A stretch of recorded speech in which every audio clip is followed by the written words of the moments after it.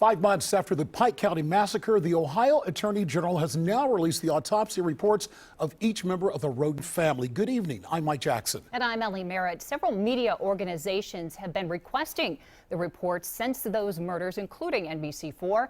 But the version released today is heavily redacted. NBC4's Colleen Marshall is now here with a look at what they reveal, while the investigation, of course, Colleen, is still active and ongoing. Well, you know, what's interesting about all of this, maybe not so much what they reveal, but what they do not reveal. What's most notable about these autopsy reports is what they don't say. Now, I don't know if you can see this big gray block right here, but this was released by the Ohio Attorney General's office, Mike DeWine's office today, and it is heavily redacted all throughout just about every page of the autopsies. There are marks, gray bars of redactions.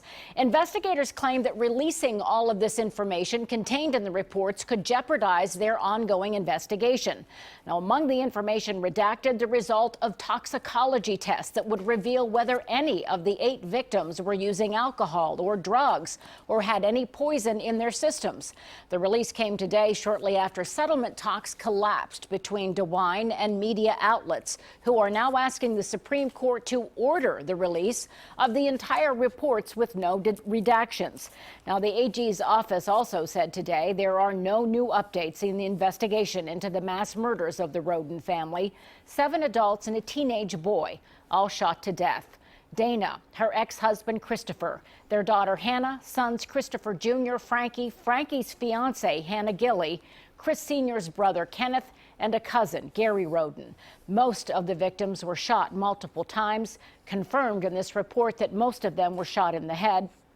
Only one of the victims had a single gunshot wound.